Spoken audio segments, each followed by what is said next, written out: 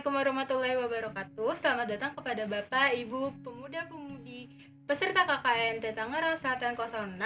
Perkenalkan, nama saya Gina Aulia Rahma sebagai agen pengolahan sampah pada Proker KKN Tangerang Selatan 06.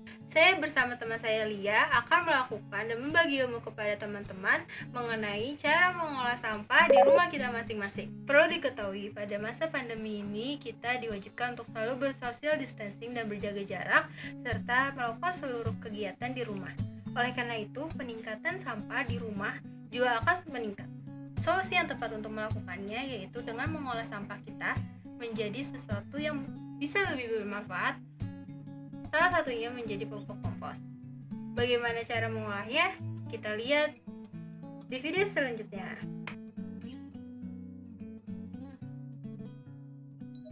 Alat yang digunakan adalah sekop atau serokan untuk menyerok tanah, sarung tangan, lalu wadah untuk tempat pengomposan. Di sini keadaannya sudah pecah ya, namun bisa tetap dimanfaatkan. Lalu sampah organik dari sisa-sisa makanan juga sebagai sumber nitrogen nantinya pada pengomposan. Selanjutnya ada daun-daunan kering. Dan bahan selanjutnya yaitu air bekas cucian beras. Air di sini tidak hanya cucian beras, namun bisa digunakan pada air cucian baju atau piring yang tidak terkena deterjen. Lalu difermentasikan selama seminggu untuk menemukan mikroorganisme yang nantinya bermanfaat untuk pengomposan. Dan bahan yang terakhir yaitu tanah.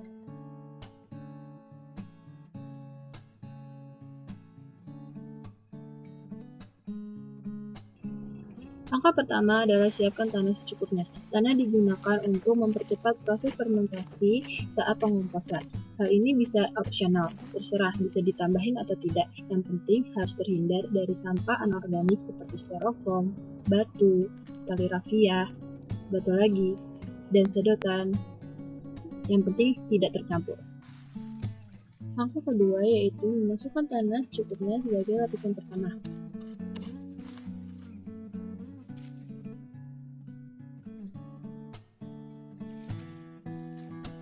Langkah ketiga yaitu memasukkan sampah daun kering sebagai lapisan kedua pengomposan. Daun kering kaya akan karbon yang berfungsi sebagai penambah zat hara di tanah yang sangat bagus untuk tanaman nantinya. Langkah keempat yaitu memasukkan sampah basah yang bisa kita dapat dari sisa makanan, sampah dedaunan hijau yang berfungsi sebagai penambah nitrogen di dalam pengomposan.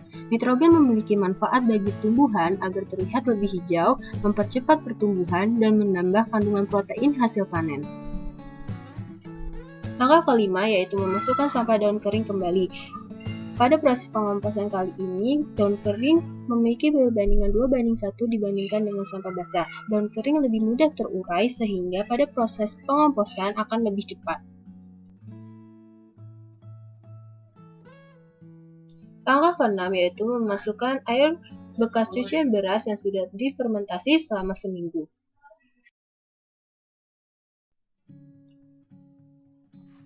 Langkah selanjutnya yaitu timbun dengan tanah. Sampah-sampah yang sudah kita atur berlapis-lapis kita timbun dengan tanah.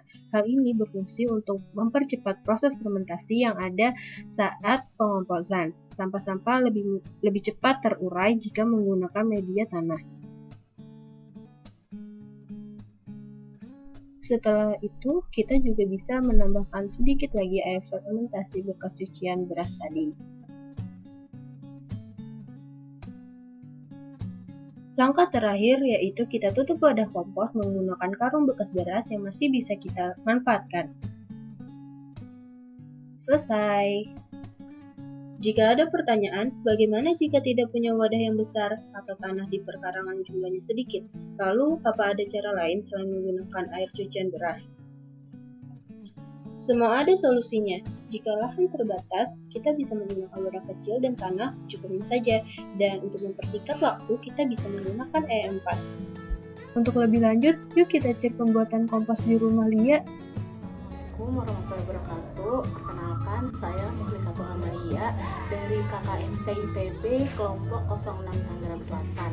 Saat ini saya ingin mengajarkan tentang tentang pembuatan pupuk kompos dari bahan-bahan sisa dapur rumah tangga. Ini saya sudah menyediakan beberapa bahan, tidak banyak karena memang sangat simpel sekali.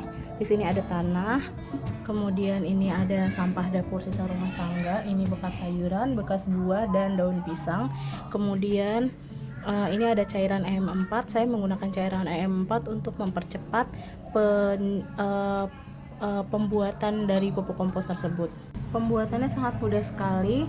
Kita campur semua bahan ini, yaitu tanah, ini sisa dapur rumah tangga. Kalau bisa kita potong kecil-kecil dulu, kalau enggak juga nggak apa-apa. Kemudian kita campurkan dan tambahkan 3 tutup botol EM4-nya. EM4 ini berperan sama seperti air bekas cucian beras, namun bisa mempercepat proses pengomposan. Kita masukkan semua bahan-bahannya. Campurkan EM4 sebanyak 3 tutup botol.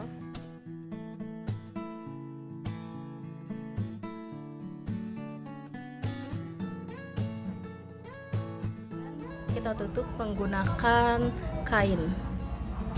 Ini kita tutup biar rapat, kemudian ditaruh di ujung seperti ini. Nah, ini kita tunggu beberapa minggu, 3-4 minggu. Hasilnya sudah bisa dipakai sebagai pupuk kompos. Setelah seminggu pengomposan, kita melihat bagaimana kondisi kompos kita. Pertama kita buka dulu komposnya dan terlihat seperti ini. Sebelum kita berjalan lebih jauh lagi, saya peringatkan, jangan jijik ya saudara-saudara atau teman-teman, karena proses pengomposan ini melalui dan berperan sangat penting dalam pengubahan sampah-sampah organik menjadi tanah kembali. Peran mikroorganisme dan makroorganisme sangat penting di dalam proses pengomposan, dan mereka sangat hebat dalam proses mengurai sampah-sampah itu. Jadi selamat menikmati. Proses yang ditunggu-tunggu yaitu proses pengadukan dan pencacahan. Pengadukan pupuk dilakukan agar mikroorganisme yang terdapat di dalam kompos tercampur rata dan bisa menguraikan dalam bentuk pembuatan pupuk. Dan pencacahan dilakukan agar penguraian daun menjadi pupuk lebih cepat. Untuk melihat kondisi bagaimana saat pencampuran, kita lihat di video selanjutnya. Inilah kondisi saat proses pencampuran. Daun kering mulai menghitam dan lapuk. Lalu daun segar saat pemasukan awal mulai tidak segar lagi atau layu, namun belum terurai sepenuhnya. Lalu kita mencari lagi. Dapat dilihat juga bonggol jagung memulai proses pembusukannya. Namun saat ini dihancurkan, teksturnya masih sedikit keras.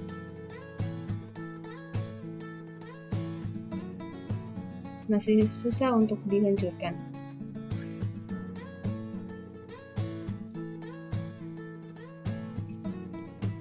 Ranting pohon juga sudah mulai melapuk pada minggu pertama ini, namun masih belum bisa dihancurkan dengan mudah.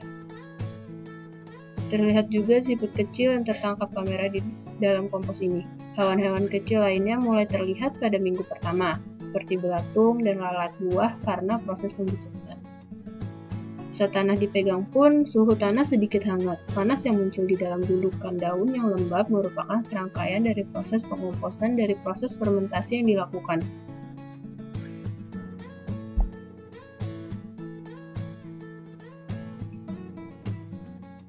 Setelah dicampur rata, masih terlihat banyak sekali daun-daun yang masih hijau, masih belum terurai dengan baik. Namun sampah kompos sudah gampang dipecahkan. Dan bisa dilihat dari penuh pas pengisian segini, sekarang menjadi surut hampir sepertiga dari tinggi ember.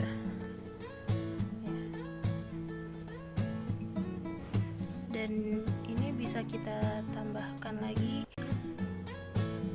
tanah dan air fermentasi beras. Kita tambahkan untuk menimbun Proses ini bisa dilakukan, bisa tidak. Tanah di pekarangan rumah yang masih tersisa bisa ditambahkan untuk mempercepat proses fermentasi ini.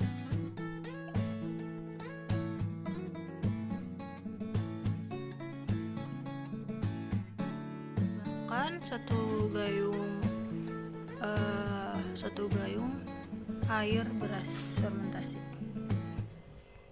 Dapat kita tambahkan 1 gayung air bekas cucian. Kelembapan tanah juga penting untuk proses pengomposan ini. Pada saat cuaca kering, bisa ditambahkan air lebih banyak dibandingkan saat musim penghujan. Setelah itu langsung ditutup. Lalu jangan lupa untuk menutup media pengomposan dengan terpal atau plastik untuk menjaga panas di dalam gundukan kompos tidak keluar. Bagaimana pengomposan versi Lia? Ada sedikit perubahan, sampah-sampah mulai dicacah dan mulai dipindahkan di tempat yang lebih besar namun masih tetap di ember kecil. Dan inilah hasil setelah seminggunya. Jika dilihat dari hasil pengomposan kali ini, penggunaan N4 sangat berpengaruh penting terhadap proses penguraian sampah menjadi kompos ini. Bisa terlihat tanah sudah mulai menjadi kompos dan siap digunakan di tanaman. Tekstur dari sampah ini juga mulai terurai dengan sempurna karena cincang-cincangan sampah juga dilakukan pada proses versi Lia ini. Namun tidak ada penambahan air karena tanah masih sangat lembab. Proses pengomposan dapat dilakukan sama mungkin dan bisa berhenti ketika warna kompos telah berubah menjadi coklat tua yang seragam. Selesai. Ya, video pembuatan kompos dari sampah rumahan telah versi dari saya Gina Aulia Rahma dan teman saya Lia yang nantinya akan menjadi panduan teman-teman peserta KKNT Tangerang Selatan 06 untuk melakukannya di rumah masing-masing. Terima kasih untuk waktunya. Semoga ilmunya bermanfaat. Wabillahi taufiq wal hidayah. Wassalamualaikum warahmatullahi wabarakatuh.